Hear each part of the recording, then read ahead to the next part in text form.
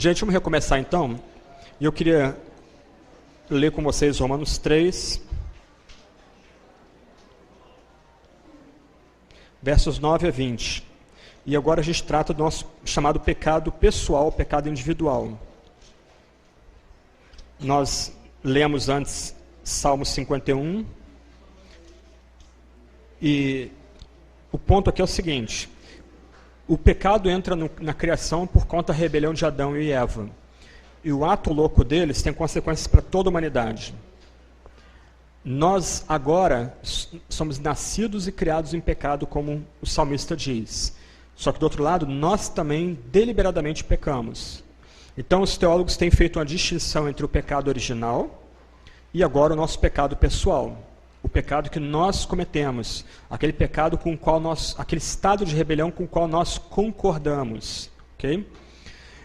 Na estrutura aqui, Romanos 3, 9 a 18, eu estou citando Romanos duas vezes, porque Romanos é a teologia sistemática de Paulo. Okay? É o texto onde Paulo consegue compactar da forma mais organizada possível os dogmas centrais da fé cristã. Então, na estrutura do livro de Romanos, voltando um pouquinho, Romanos 1, 18 a 32, Paulo mostra que os poderosos estão debaixo da ira de Deus. Aqueles que detêm poder, estão em posição de poder, estão debaixo da ira de Deus. Puxa, mas de onde Franklin está tirando isso aí? Quem que, por exemplo, adorava aves, quadrúpedes e répteis do Império Romano? Estrutura imperial. Pensa na legião romana. O que adornava o estandarte da legião romana? Uma águia, um boi. Esses eram os adornos que iam lá em cima na águia imperial. Eles eram cultuados, eram adorados. O que ia no escudo de um legionário romano? As asas da águia imperial. O que ia na moeda que circulava, os denários e sestércios que circulavam no mundo antigo? O símbolo da águia imperial. O mundo romano, os poderosos, eles adoravam aves, quadrúpedes e répteis. Então, o que Paulo estabelece em Romanos 18 a 32, no capítulo 1, é que aqueles nos palácios de poder são pecadores. Romanos 2, 1 a 16, Paulo lembra que os moralistas são pecadores. A fraseologia do verso 1 é igual à fraseologia do verso 18. Ambos são indesculpáveis. Verso 2, capítulo 1, ambos estão debaixo do juízo divino. Verso 5, tanto o poderoso como o moralista, eles estão debaixo da ira santa de Deus. Para quem acha que a ira é um conceito do Antigo Testamento, você está vendo a ira aqui. E só um parênteses aqui, hoje a tendência de alguns pregadores um pouco mais liberais é ridicularizar o conceito da ira divina, mas nós só podemos falar do amor divino se falamos da ira divina. Ambos são antropomorfismos. Ambos são formas que Deus escolheu de revelar-se a gente de uma forma que a gente entende. De um lado, Deus ama pecadores, do outro lado, Deus tem desprazer a respeito dos nossos atos, dos nossos pecados. Okay? Então, a ira santa de Deus não é um conceito meramente do Antigo Testamento, também presente no Novo Testamento. E quem não entende isso, não entendeu nada ainda de Sagrada Escritura. Okay? E nada a respeito de quem é Deus. Romanos 2, 17 até 3, verso 8. O homem da igreja, a mulher da igreja, o religioso, também está debaixo da ira divina. Aquele que tem aliança, aquele que tem a circuncisão, / sacramento, aquele que tem o oráculo, / profecia, / palavra, se ele não foi circuncidado em seu coração, ele também está debaixo da ira divina. Então os poderosos, os moralistas, os religiosos, todos debaixo da ira santa de Deus. Aí entra agora Romanos 3, 9 a 18. Que se conclui? Temos nós, religiosos, qualquer vantagem? Não, de forma nenhuma, pois já temos demonstrado que todos, tanto os judeus como os gregos, estão debaixo do pecado, como está escrito. Isso aqui é pavoroso. Paulo faz um pupurri de versos bíblicos de Salmos e de Isaías e descreve a nossa natureza de uma forma gráfica aqui.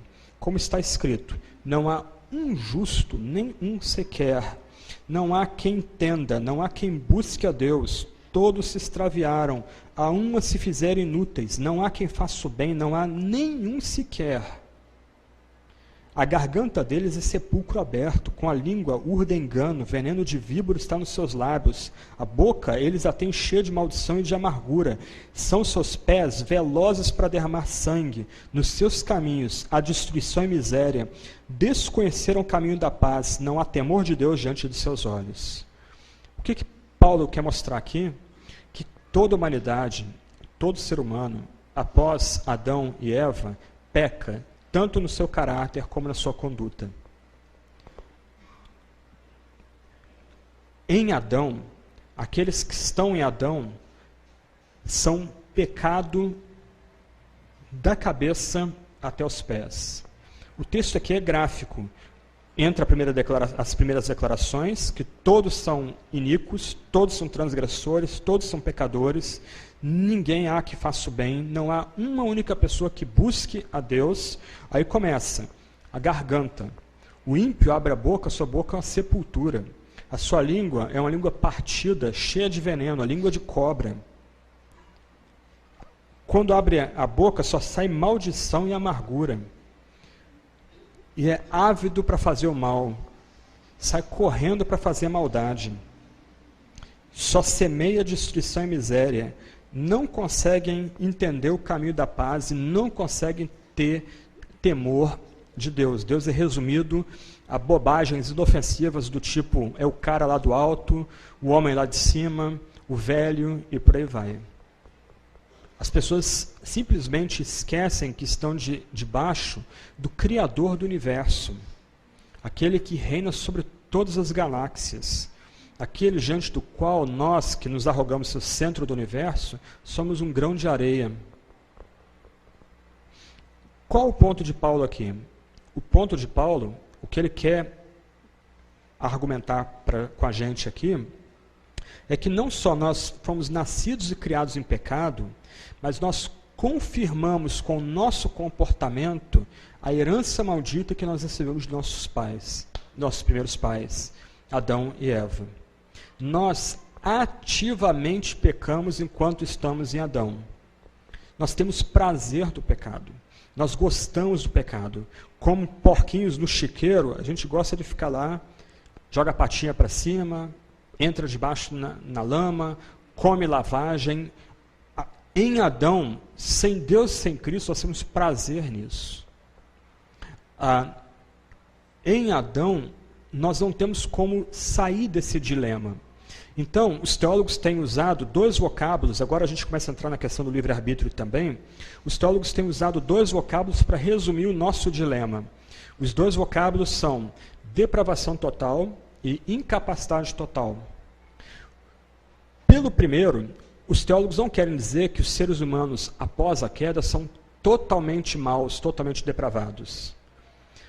Eu ia dizendo para algumas pessoas aqui no intervalo que a imagem de Deus permanece na gente, mesmo após a queda maldita de Adão. Por isso que o pior pecador do nosso meio ainda tem dignidade. Porque ele ainda tem um resquício da imagem de Deus fraturada, suja, mas ele ainda permanece como um homem, como uma mulher, criada à imagem e semelhança divina. Mesmo que seja uma caricatura de gente, um rascunho da maldade, ainda assim ele é digno, porque foi criado à imagem e semelhança divina. Do outro lado, a expressão depravação total significa que cada esfera da nossa humanidade foi maculada pelo pecado. O nosso intelecto é manchado pelo pecado. Por isso que o ser humano não consegue chegar a Deus por argumentos racionais, por argumentos puramente dedutivos ou indutivos. Os nossos afetos foram manchados pelo pecado, por isso que a gente não consegue amar a Deus sem Cristo de forma desprendida, enquanto em Adão. As nossas memórias foram manchadas pelo pecado. Quer ver isso? Lembra como você às vezes reconstrói brigas e diálogos que você teve no passado, diálogos amargos. Muitas vezes a gente reconstrói esses diálogos, essas brigas, nos colocando numa luz mais favorável.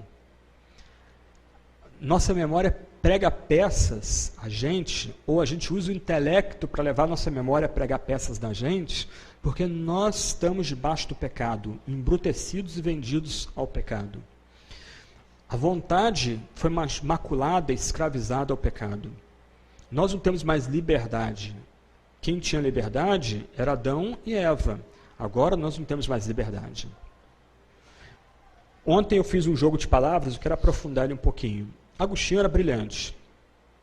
Agostinho fez uma distinção entre livre-arbítrio e liberdade. Adão tinha livre-arbítrio e tinha liberdade. O que significa livre-arbítrio e liberdade na fraseologia agostiniana? Livre-arbítrio é a experiência da escolha psicológica. Adão, ele fazia escolhas no paraíso. A liberdade era a capacidade de fazer uma escolha contrária e permanecer firme nessa escolha. Então Adão não só tinha o livre-arbítrio, Adão não só experimentava fazer escolhas, mas Adão também tinha liberdade essencial. Após a queda de Adão, nós continuamos fazendo escolhas. Nós continuamos tendo o que Agostinho dizia, que era o livre-arbítrio. Nós experimentamos fazer escolhas dia a dia, mas nós não temos mais liberdade. Nossas escolhas agora são compatíveis com a nossa natureza. Nossa natureza não é pecaminosa? Nós agora não somos maus? Nós somos incapazes de fazer o bem? Nós não buscamos a Deus? Ok. Todas as nossas escolhas são coerentes com a nossa natureza. Nós temos liberdade para ir para o inferno. E pior, nós temos prazer em correr para o inferno. Se nos fosse dada a oportunidade, em Adão, aqueles que estão em Adão, esses se levantariam, assassinariam Deus, o Criador, o Santo, aquele que nos ama desde antes da fundação do mundo, ou melhor, aquele que amou os piores pecadores desde antes da fundação do mundo, e esse que assassinou Deus assentaria no lugar dele lá no trono do universo. Então, de um lado, nós continuamos homens e mulheres com dignidade. Do outro lado, o pecado mudou o que nós éramos. Antes nós experimentávamos bondade original em Adão. Agora nós somos maus. Todas as esferas da nossa humanidade vendidas ao pecado. E, consequentemente, a vontade, inclusive, buscando o pecado. Eu levantei essa questão ontem. Quando eu dava aula, há muito tempo atrás, eu dava aula num ambiente mais arminiano, e aí os arminianos ficavam muito chateados, irritados, e a aula, como eu falei ontem, pegava fogo, né? Todo mundo acordava. Geralmente era de manhã cedo, a aula de teologia, então todo mundo acordava nessa hora. Mas era muito engraçado isso. A pessoa lá defendia veementemente que ela tem livre-arbítrio, ela tem o poder de escolhas contrárias, ela é autônoma. E eu perguntava para ela, de forma irônica, sarcástica, mas eu tinha que perguntar, você tem livre-arbítrio? Ela dizia, tenho. Você então pode fazer escolhas contrárias, então. Sim, eu posso, eu tenho, Deus me deu livre-arbítrio. Ok, então para de pecar. Nunca mais peque. Se você é autônomo de fato, se você ainda mantém o poder de fazer escolhas contrárias, então clique, mexe no botãozinho aí e para de pecar. Aí o cara ficava quieto, aí eu virava para o cara e falava, pô, você é muito sem vergonha, né? Você tem livre-arbítrio e não quer parar de pecar? Sem vergonhice, cara de pau, pô. Parece torcedor do Corinthians, do Flamengo, né? Então, aqui eu posso fazer piada, não posso fazer piada de Fortaleza e Ceará, né? Campo minado, né? Mas Flamengo, Fluminense não adianta porque eles são inofensivos. Fluminense nunca fez mal a ninguém, então a gente não vamos fazer piada com os flores, não. Né? Unimed Futebol Clube, mas ok. Mas, sem vergonha, se o cara diz que ele tem livre-arbítrio, ele pode escolher Deus a qualquer momento, ele pode escolher transcender o seu mal essencial, por que ele não faz isso? Aqui e agora. Porque não consegue. Paulo não tinha essa imagem. Nós temos. O problema do crack hoje no Nordeste. Cariocas trazendo crack para cá. Os traficantes lá do Rio de Janeiro. Você já viu um viciado em crack? Parece um rato. O cara... lembrei de Lutero, né? Lutero dizia que o pecado nos enverga sobre nós mesmos. Faz a gente ficar numa posição fetal. Você pega um cara viciado em crack, ele fica lá mexendo o nariz E vai se encolhendo, encolhendo, encolhendo, se embrutecendo. Isso é a alma de quem não crê em Cristo. Isso é a alma de quem está ligado em Adão ainda. Isso é muito radical? Ok, vamos dar uma olhada em Efésios 2, então.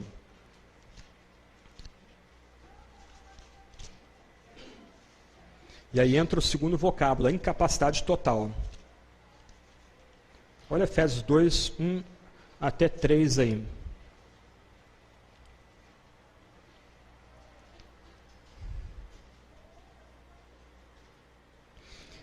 Ele vos deu vida, estando vós mortos dos vossos delitos e pecados, nos quais andastes outrora, segundo o curso deste mundo, segundo o príncipe da potestade do ar, do espírito que agora atua nos filhos da desobediência, entre os quais também todos nós andamos outrora, segundo as inclinações da nossa carne, fazendo a vontade da carne e dos pensamentos, e éramos por natureza filhos da ira, como também os demais. Paulo está incluindo todo mundo aqui, todos aqueles que estão em Adão ainda. Por que eu estou tentando fazer essa distinção? Porque amanhã eu quero trabalhar o fato de que aqueles que estão em Cristo, aqueles que foram eleitos por Deus o Pai e entregues ao seu Filho, reconciliados com o seu Filho, recebendo o Espírito Santo, eles têm uma nova imagem. A imagem neles é reconstruída. Então nós temos que tratar aqui daqueles que estão ainda em Adão. Então aqueles que estão em Adão, como eles são descritos aqui? Primeiro, eles são descritos como gente morta. Morta. Eu já vi pregadores pelagianos descrevendo o drama da salvação da seguinte forma.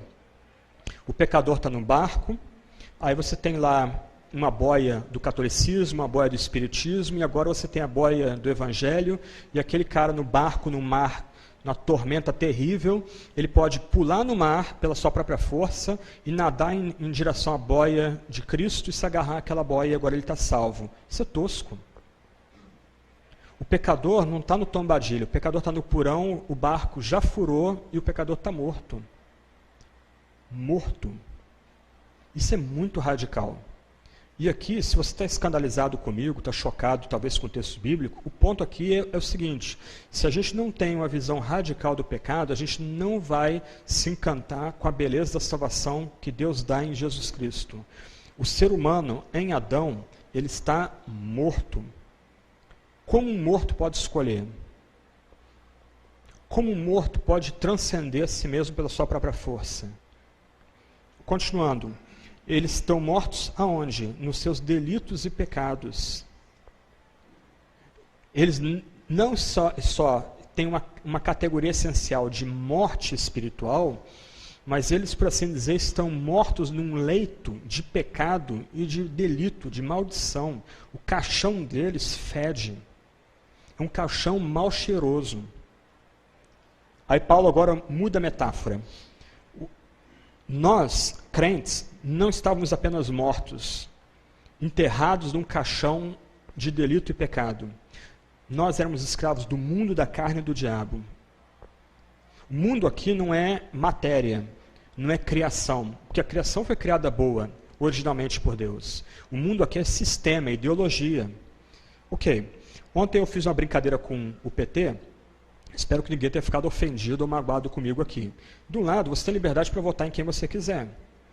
Nós vivemos numa democracia e a gente tem que amar e valorizar um regime democrático, de fato, que garanta liberdades individuais, liberdade de expressão, etc, etc. O que um crente não pode é colocar sua esperança na ideologia.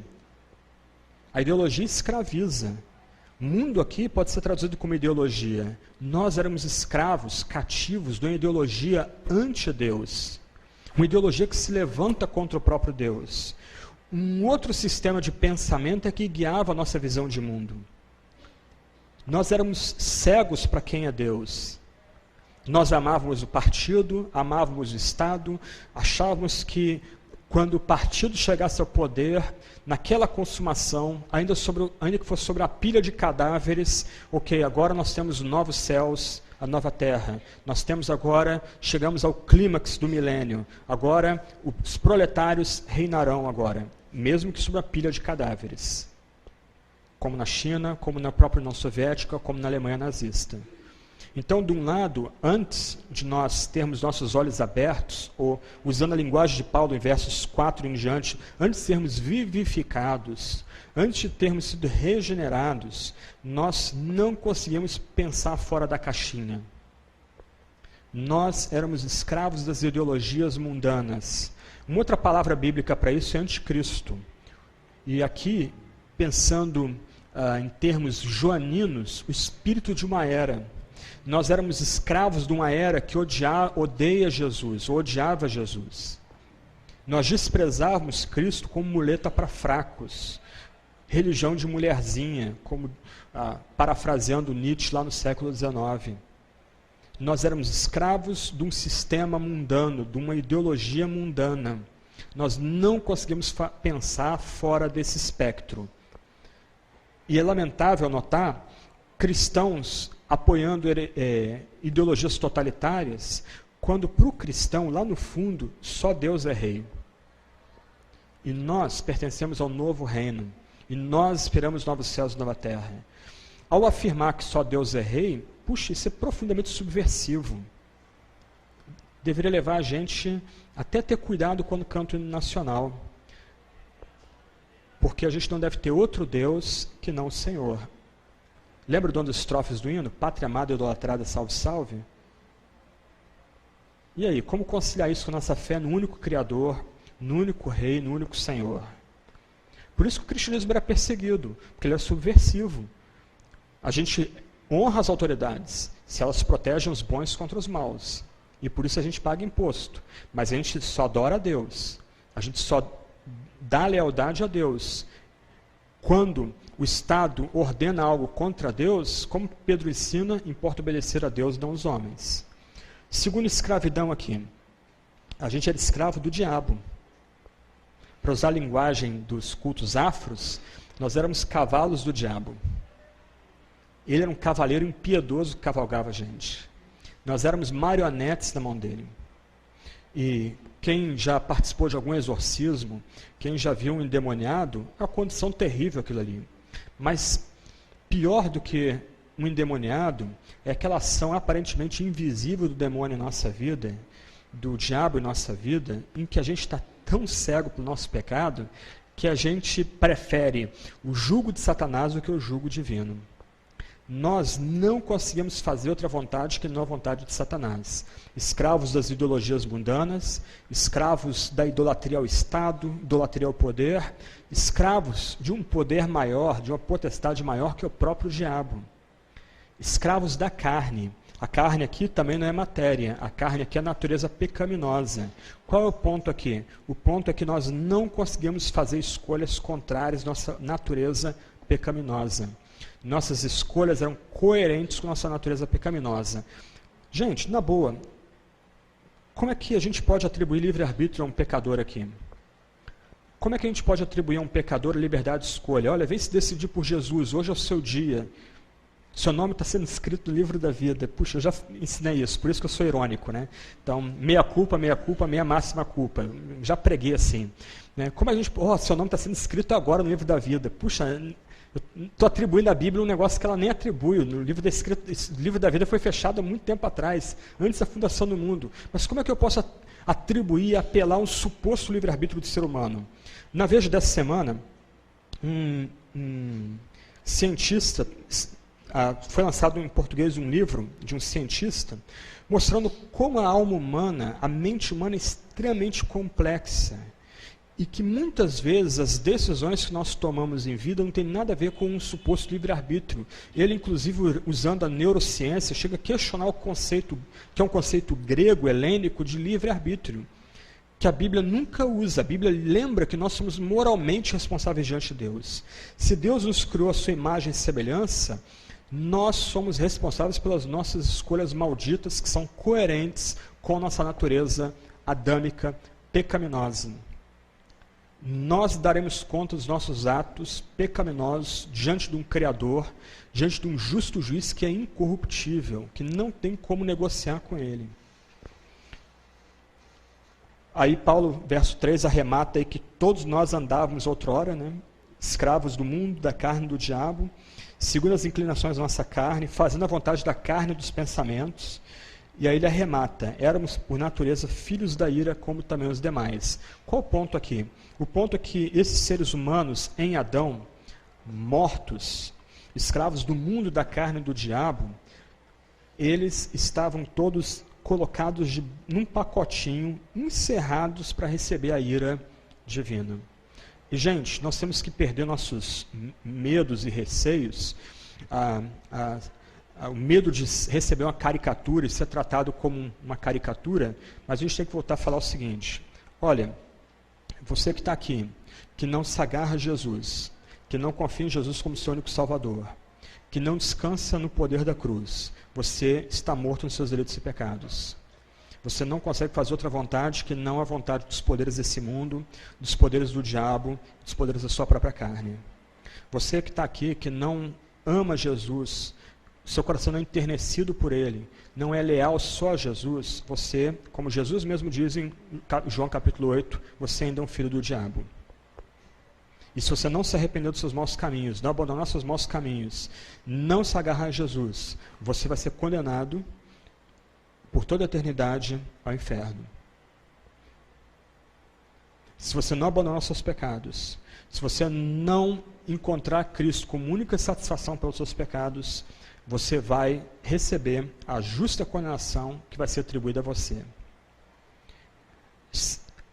Esse tipo de linguagem, reconheço, constrangedora, mas bíblica, é que pode mudar a nossa cultura de morte, a cultura que impera no país. De onde vem essa cultura de assassinatos no nosso país? O senso de impunidade. Não sei se vocês estão acompanhando esse caso lá da Paraíba, uma festa, fim de semana, pessoas invadiram a festa, os homens foram trancados no banheiro, as mulheres foram estupradas, 2 mulheres foram tiradas daquela festa, e depois foram assassinadas, uma na frente da igreja católica da cidade. Aí a polícia foi investigar, prendeu todo mundo, conseguiu prender todos os facínoras. Descobriram que quem liderou o grupo era casado, eram 2 irmãos casados com 2 mulheres que estavam na festa, e um dos irmãos estava fazendo aquilo para dar um presente, dar o estupro como presente de aniversário para outro irmão. E aí? A polícia prendeu, vai haver um julgamento, as pessoas vão ficar presas quanto tempo? 5 anos? 7 anos? Aí são libertas. E aí? Quantas pessoas são mortas no Brasil por ano por arma de fogo? Alguém sabe? Alguém lembra a média aí? 30, 40 mil pessoas. Nem no Afeganistão, nem no Iraque morre gente assim. A vida aqui não vale nada. Por quê? Por causa de um senso de impunidade completa. Porque a ideia, a noção bíblica, filosófica, civilizada, de responsabilidade moral, foi completamente abandonada em nossa cultura. Só que a gente tem que lembrar que aqueles facínoras, que os políticos corruptos, desonestos, o pessoal que desvia o imposto suado que a gente paga para o Estado, se essa turma não se arrepender, eles não vão ter um cordeiro no último dia. Eles vão ter um leão. Todos vamos morrer, gente. Não tem como fugir disso. Todo mundo aqui vai morrer. Como é que você encara a morte? Como é que você encara a morte? Quem te dá coragem para enfrentar esse terrível inimigo? É Cristo? Se não é Cristo, cara, você está roubado. Você vai gritar um bocado, vai xingar, vai blasfemar e vai morrer assim mesmo. Sem conforto nenhum. E vai dar conta dos seus pecados. Não vai ter como correr, não tem negócio, Deus não é brasileiro. Não tem jeitinho diante do tribunal dele. Esse tipo de linguagem tem que voltar à tona em nossa pregação, em nosso ensino. Só que não pode ser uma linguagem unilateral. Eu estou falando de pecado hoje. Amanhã eu falo de eleição, de Cristo, de cruz, de graça. Paulo arremata. Mas Deus, sendo rico em misericórdia, por causa do grande amor com que nos amou, nota que agora a coisa é particular. Ele não está dizendo que amou a todos. Provocação para amanhã. Estando nós mortos em nossos delitos, nos deu vida juntamente com Cristo pela graça, sois salvos, etc, etc, etc. Amanhã a gente trata disso aí. A gente não pode ser unilateral. A gente vira caricatura de pregador fanático quando é unilateral.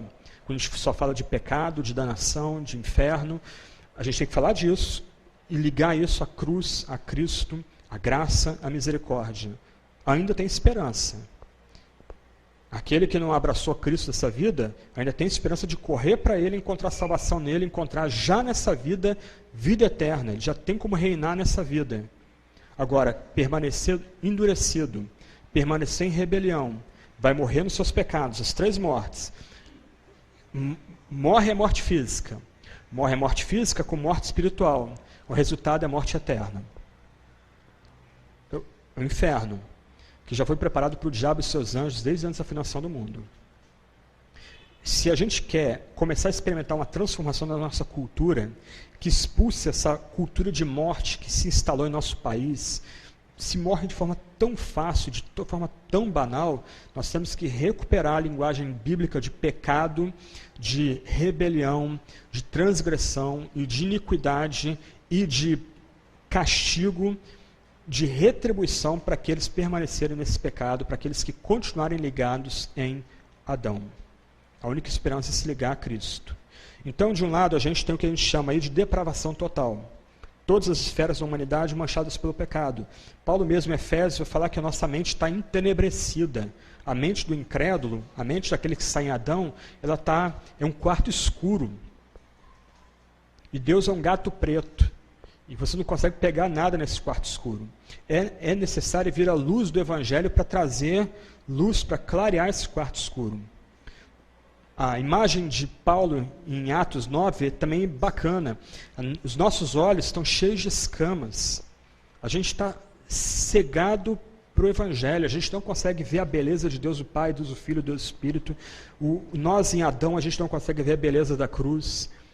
Nós em Adão, a gente não tem como saborear a beleza da comunidade cristã. Em Adão, nosso coração é de pedra. E aí lembra de Jeremias 31, Jeremias 33, é necessária a vinda do Espírito com poder para que o coração de pedra seja arrancado e seja atribuído um coração vivo para Deus, um coração que tem prazer em Deus e na sua lei. Como eu posso fazer isso por mim mesmo? Peraí, vou tirar um coração de pedra, obviamente metáfora, né? Vou tirar um coração de pedra, agora eu boto um coração de carne. Clique. Até aqui eu sou incrédulo, a partir de agora eu sou crente. Eu decidi por Jesus, agora o Espírito Santo vem para mim. Isso é louco, não é nem bíblico, nem racional, nem lógico. É necessário, o que o texto diz aqui, verso 4. Deus foi rico em misericórdia, seu grande amor. Nós, em estado de morte, fomos vivificados, só depois que a gente conseguiu ter fé. É necessário que o Espírito Santo venha com poder. O Espírito Santo tira as escamas de pecado que me cegavam, enterneça meu coração, torne o meu coração que era empedrado um coração vivo para Deus, arranque, quebre aquelas bolas malditas que me deixavam escravo, que me impediam de andar na direção de Deus. É necessário que o Espírito Santo ilumine minha mente para que eu consiga pensar com clareza. E aí que está, a gente só consegue evangelizar com propriedade se depender do Espírito Santo. Qual o problema da teologia fundamentalista, a teologia que nós fomos criados nela?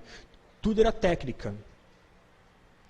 A evangelização era um apelo, era um culto especial, um momento de destaque, era necessário a pessoa ir à frente. Se a pessoa não estava muito convencida, ela podia ser convencida lá no gabinete do pastor, que ela fez uma decisão por Jesus para a vida eterna. Nunca escutou nada do Evangelho, mas fez a decisão, então agora está salvo. Uma vez salvo, salvo para sempre. Tudo técnica, e técnica mecânica. A coisa chegava a ser tão escandalosa que eu cheguei a escutar de gente, e gente bem estudada, que estudou teologia e tudo mais, missionários e tudo mais, que se você não tivesse feito uma sequência correta, você não seria salvo. Se você não veio à frente, o pregador orou por você, música dramática, manso e suave, Jesus convidando. Bem, se você não provou isso, você não é crente. Aí eu fui criado no Evangelho, não sabia nada de teologia da aliança, né? E aí, como é que fica quem foi criado no Evangelho? Quem nunca fez nada, né?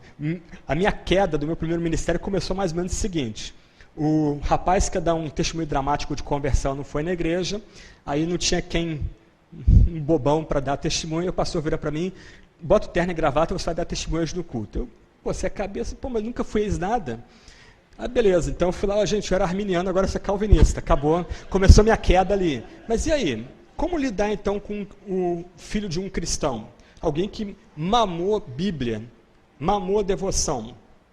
Nunca foi evangelizado, mas foi educado desde cedo da fé cristã. Então esse jeitinho todo formatado de técnica, você evangelização é técnica, evangelização é um passo 1, passo 2, passo 3, além de não ser bíblico, é ilógico e pouco pastoral. Deixava um monte de gente neurótica. Eu tive minha fase da adolescência, poxa, eu fico escutando os caras dando testemunho, foi eis isso, eis aquilo outro. Eu nunca provei esse tipo de drama. Para mim, desde cedo é natural entender que o Evangelho é a única verdade, o único sistema que é racional, que me ajuda a viver, e aí? Então, essa noção de que você tem que cumprir alguns passos, a noção de que a evangelização é essencialmente técnica, ela cai por terra. Evangelização não é técnica, evangelização é apresentar uma mensagem, é comunicar uma mensagem, implorando para que o Espírito Santo vivifique o pecador. Isso é curioso. Aí o pregador dependia mais da técnica, mais da oratória, mais do carisma do que da vinda do Espírito com poder.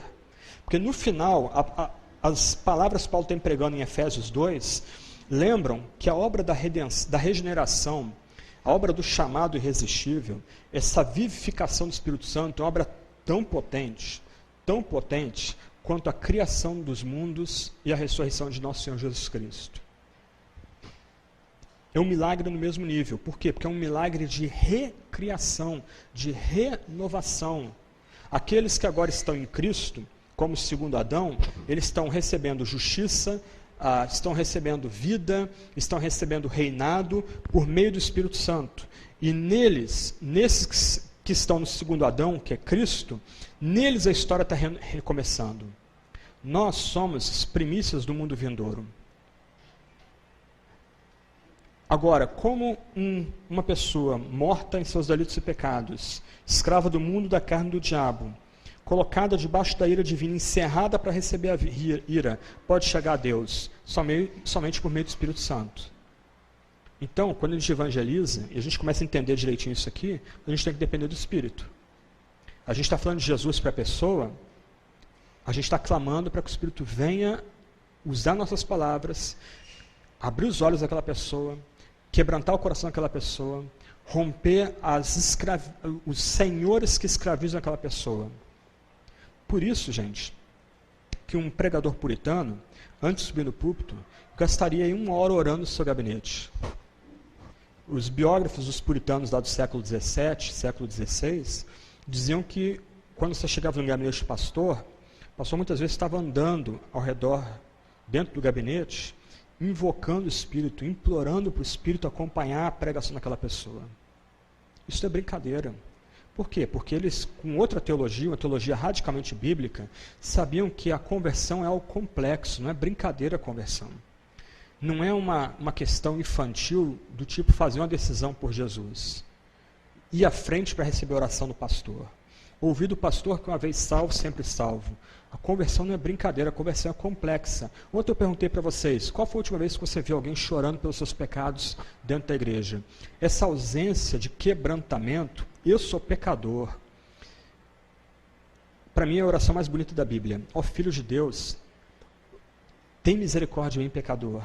Esse tipo de oração está em falta em nosso meio. Por quê? Porque nós abrimos mão da teologia bíblica do pecado, nós abrimos mão da teologia bíblica da salvação e nós abrimos mão da vinda do Espírito Santo com poder para atribuir salvação àqueles que estão em seus delitos e pecados.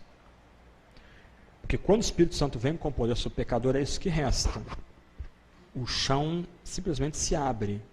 O pecador sabe que ele não tem estrutura nenhuma. Tudo que ele precisa está em Cristo. E ele não consegue abraçar Cristo, ele precisa que Cristo mesmo ajude para que ele abrace a Cristo como único Salvador, como seu único Salvador pessoal.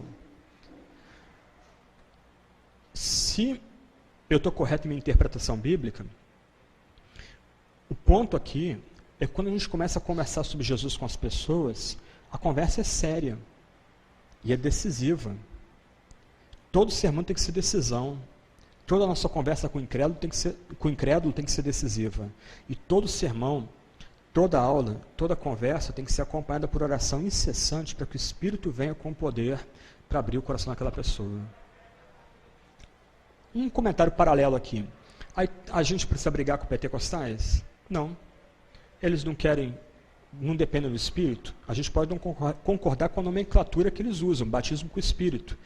Mas se a gente começa a entender a dinâmica da conversão cristã, a seriedade da conversão cristã, e a gente começa a depender do Espírito, a gente está buscando mesmo que os pentecostais?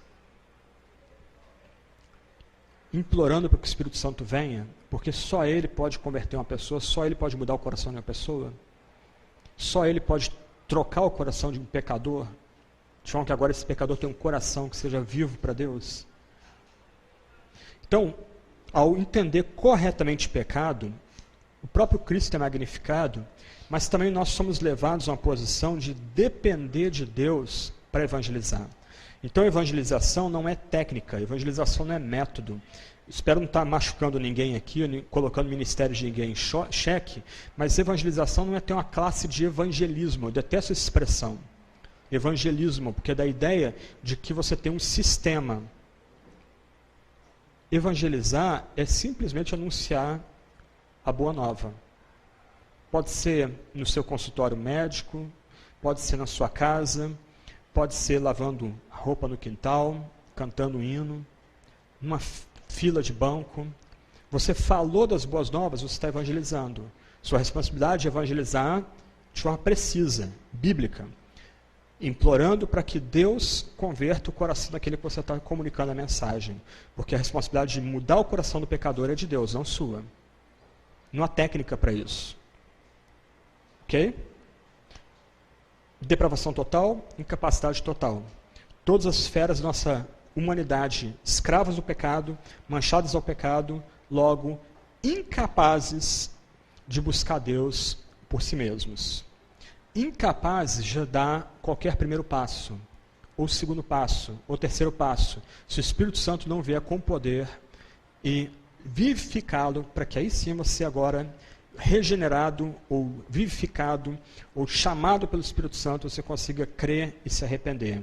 Lembra de ontem? Quem consegue crer por si mesmo aqui? Quem consegue se arrepender por si mesmo? Quando eu evangelizava como arminiano, na verdade pelagiano, eu não entendia isso. Eu me lembro uma vez fazendo um trabalho missionário em Espírito Santo, no interior do Espírito Santo, e era uma comunidade bem pobre, e lá evangelizando, eu tinha lá as 4 leis espirituais, e no final a gente tinha que perguntar para a pessoa se ela queria se decidir por Jesus ali. E eu virei para a senhora e disse: a senhora não quer se decidir por Jesus, fazer uma oração entregando sua vida a Jesus aqui? E eu insistindo com aquela senhora, a senhora era mais bíblica do que eu. Ela virou para mim e disse: sim, mas pastor, eu não estou sentindo nada. Alguém tem que me tocar aqui para eu conseguir me decidir por Jesus. Mas minha senhora, só fechar os olhos e seguir minha oração. Ah, mas o senhor orar, tudo bem, repete minha oração. Mas eu não estou sentindo nada, meu irmão. Ela está correta. Ela está correta. Porque é o Espírito Santo que tem que vir a nós e nos convencer do nosso pecado, da necessidade da justiça e do escape do juízo. Se o Espírito Santo não faz isso em nosso coração, a gente continua embrutecido, a gente continua escravo, a gente continua rebelde. Cadê o livre-arbítrio aí? Não tem. Nós continuamos experimentando a capacidade de fazer escolhas. Para usar a linguagem de Agostinho, a gente continua tendo, nesse sentido, algum livre-arbítrio. Mas, do outro lado, a gente não tem mais liberdade essencial. Nossa natureza é pecaminosa, nossas escolhas serão pecaminosas. Elas serão totalmente coerentes com o que nós somos. Lembra de Jesus? Jesus, assim, coisa para criança, ensino beabá. Não é o que entra na boca que contamina o homem, mas é o que sai. A boca fala do que o coração está cheio. Se o nosso coração é rebelde, pedra, nossas escolhas serão rebeldes, serão endurecidas do que se refere ao nosso Criador, nosso único Redentor. Última palavra antes de terminar aqui. Ok. Um ponto que a gente precisa trabalhar, especialmente aqui no Brasil, é o efeito do pecado na estrutura. Eu falei do pecado em Adão e o nosso pecado individual. Nós, como indivíduos, pecamos. Mas a gente tem que ir também um passo a mais. Eu não tenho muito mais tempo para desenvolver isso, mas tanto no Teologia Cristã como no Teologia Sistemática, eu e o meu colega Alan Might, a gente tenta desenvolver um pouco mais esse ponto. Mas uma questão é que o pecado corrompe a estrutura. Há um tempo atrás, um escritor cristão brasileiro que eu admiro muito, Lourenço Stélio Rega, ele participou de um programa de debates na GNT. Eu esqueci o nome do programa agora, mas é um programa bem legalzinho. E o tema do programa era corrupção. Tinha um rapaz, que eu também gosto bastante dele, daquele site Transparência, que ele publica os gastos do governo lá na internet, ele pesquisa, mesmo que está escondido, ele traz à tona também. Né? Mas é interessante, o debate entre o pessoal não cristão, o Lourenço estava quietinho no debate, né? O debate entre os cristãos, entre o pessoal que não é crente, estava travado, porque a noção que eles tinham é que o meio que as pessoas estão é a tentação e as pessoas não conseguem resistir a essa tentação. E aí a coisa mudou de figura quando o Lourenço chegou à palavra do Lourenço, ele é um pastor batista também, e ele diz o seguinte, olha, o problema da corrupção está no próprio ser humano.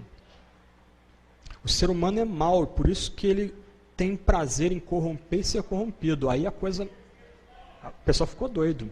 Chegou uma hora lá, o negócio foi tão escandaloso, depois eu mandei e-mail para ele, até gostei demais, que ele falou do evangelho sem usar linguagem religiosa. Ele continuou aprofundando esse ponto, que somos nós que poluímos o nosso meio, nós somos corruptos e corruptores, porque nascemos em pecado, fomos criados em pecado. A apresentadora chegou a um ponto tão dramático no programa que ela falou assim, professor, o que a gente pode fazer então? Como é que a gente faz? A gente tem que nascer de novo. Aí o Lourenço deu uma risadinha. A senhora está certa, você está certa. Aí depois eu mandei e-mail para ele, rapaz, ele é batista, mas ele tem família presbiteriana. Eu falei, seu sangue presbiteriano falou mais bem forte, bem bíblico ali naquele dia, né? Ele me mandou depois um e-mail bem engraçado também, ele tem um bom senso de humor, bem humorado, além de ser um cara brilhante também. Uma das boas cabeças que a gente tem aqui no Brasil. Mas quando a gente pensa, por exemplo, em corrupção, e especialmente em pobreza, a gente tem que lembrar que esses dois pecados presentes na nossa cultura são fruto do nosso pecado pessoal. Quando a gente pensa, por exemplo, no estado como Maranhão, é um dos estados que recebe maior número de impostos no país, alguém chamou Maranhão de Sarnequistão. Eu dei muita risada. O cara já ganhou uma medalha por essa, Sarnequistão. É um dos estados mais pobres, o pior IDH no nosso país. Da onde vem essa pobreza? São Luís está fazendo 400 anos agora. Podia ser uma mini Lisboa, cidade bonita, você anda um lugar abandonado, mas está lá, o mosteiro em homenagem ao Sarney, está guardado já lá, a biblioteca dele, está com o nosso dinheiro. Imposto nosso que sobe, e não desce, então não tem nenhuma contrapartida. De onde vem essa corrupção que exclui pessoas, lança pessoas para baixo da linha da pobreza? Do pecado do indivíduo. E a gente tem que lembrar que Deus fica do lado das vítimas. Quando um pobre e um rico entram em conflito, isso é bíblico, Deus fica do lado do pobre. Porque esse abismo social nasce do nosso pecado. Ele é resultado do nosso pecado. O ponto aqui, o problema aqui não é a pessoa ser rica. O problema é que o pecado embrutece a gente de tal forma que a gente torna a riqueza um ídolo, mamon. O amor ao dinheiro é a raiz de tantos males. É a raiz dos males. E aí o rico, na sua empáfia, na sua arrogância, ele torna o dinheiro um fim em si mesmo e só amplia esse fosso de injustiça que a gente tem no país. Agora, do outro lado, quando a gente pensa nessa questão do pecado agindo na estrutura, pobreza, corrupção, violência, pornografia, etc. e tal, nessas máfias, por assim dizer, a gente tem que lembrar que aqui não tem saída simplória. Os crentes que amam a ideologia, que amam alguns partidos, eles querem terceirizar, isso é ironia, eles se acham os detentores das boas intenções, do outro lado eles querem terceirizar as boas intenções. Então eles acham que a gente tem que votar em certo partido, porque esse partido está fazendo justiça social, esse partido está igualando as pessoas. Em que pese a pergunta, será que o Estado tem o dever de igualar as pessoas? A obrigação é nossa, do indivíduo, de fazer o bem a todos, especialmente os domésticos da fé. Então, nesse sentido, em nossas comunidades cristãs, que deveriam ser antecâmaras do céu, a gente não devia ter pobre. A gente não devia ter gente passando necessidade em nossas igrejas. Nós não somos chamados a terceirizar as nossas boas intenções. Eu estou pagando imposto, então é dever do Estado dividir dinheiro, distribuir bolsas, etc. e tal. Não. Isso é alimentar uma ideologia mundana anti-Cristo e anti-Deus. Do outro lado, é minha obrigação fazer o bem àqueles que estão ao meu redor. É obrigação dos crentes ter sensibilidade com aqueles que passam necessidade, aqueles que passam fome em nossa comunidade. É obrigação dos crentes ajudar aqueles que não têm emprego em nossa comunidade. Então, se de um lado o pecado age no indivíduo, esse indivíduo pecador suja, mancha, onde ele toca ele destrói a estrutura.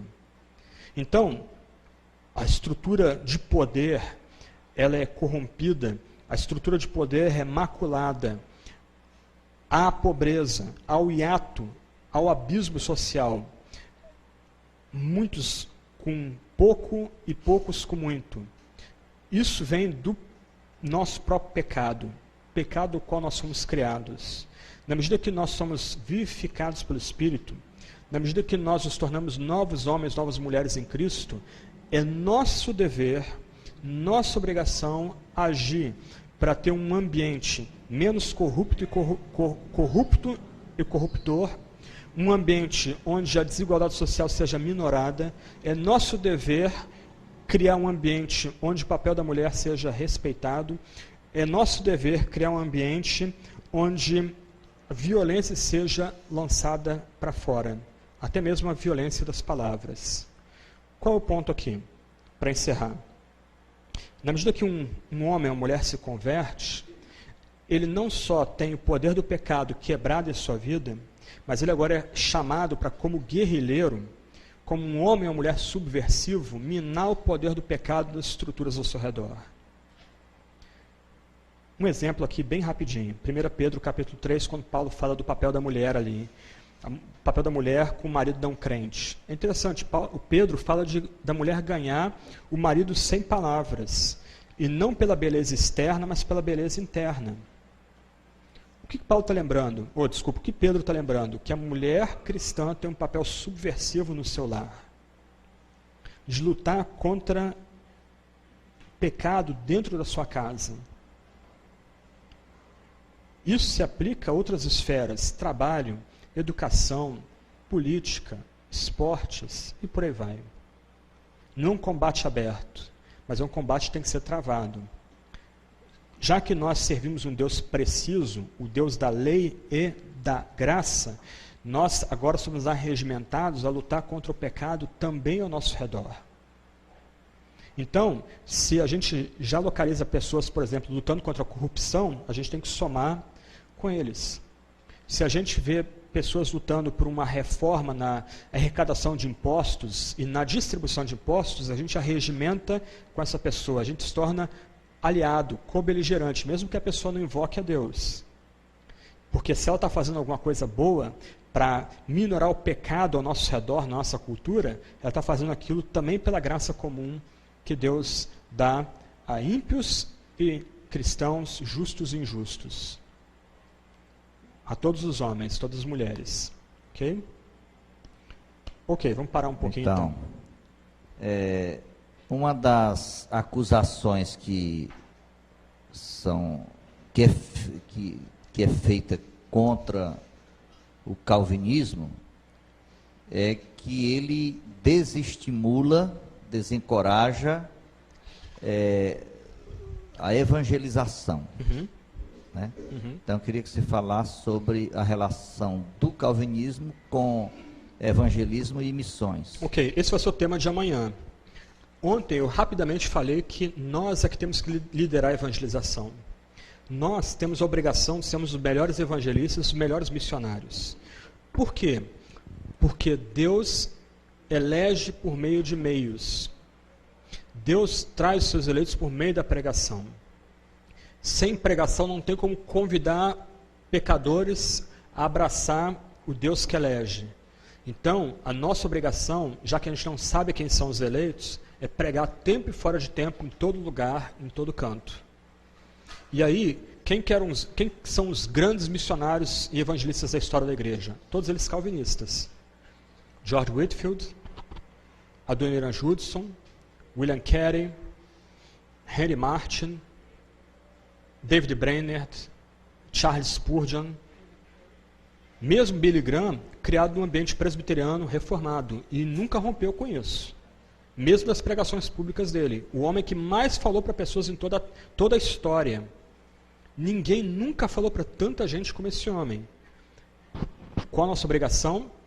Sermos os instrumentos para chamar outros à salvação por meio da pregação da palavra. E a gente vai desenvolver um pouco mais isso amanhã. Bom,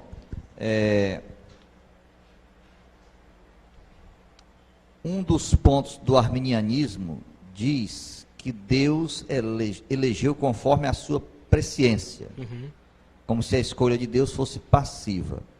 No entanto, em 1 Pedro 1,2, o apóstolo diz que aqueles cristãos para quem ele estava escrevendo eram eleitos segundo a presciência de Deus.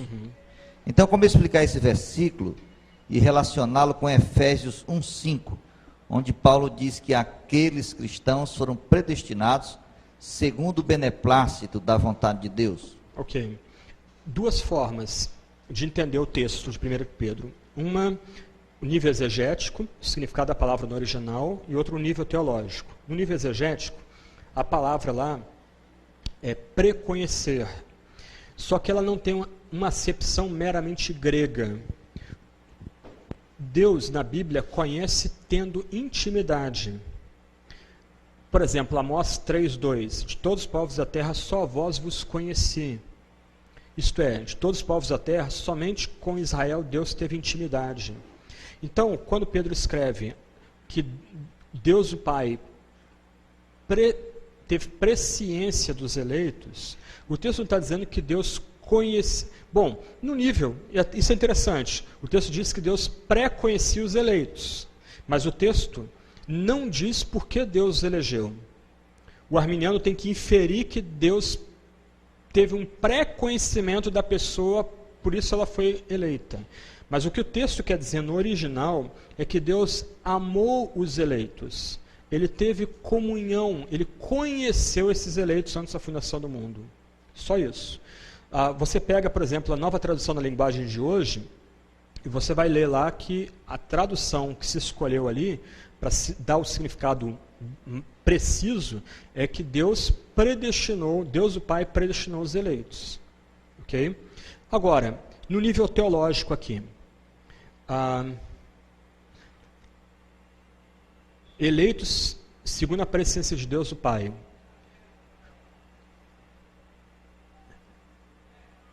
Quem criou o que Deus prevê? O próprio Deus. Então, Deus está prevendo algo que Ele mesmo fez. Não o ser humano, não o homem. Ok? Então, no nível do significado da palavra, a raiz da palavra grega tem a ligação com a palavra hebraica conhecer. Então, quando o texto diz que Deus Pai os predestinou, ou os elegeu segundo sua presciência, o significado é que Deus os amou, por isso os elegeu. Mas do outro lado, a noção, a tentativa de fugir de um determinismo, refugiando-se da presciência, se torna banal, porque Deus prevê algo que Ele mesmo criou, algo mesmo que Ele determinou. Porque senão Deus não seria Deus. Ele estaria prevendo que outro poder, outra força fez o universo. Aí a gente caiu para o dualismo pagão, para o maniqueísmo lá do século III e século IV. Ok?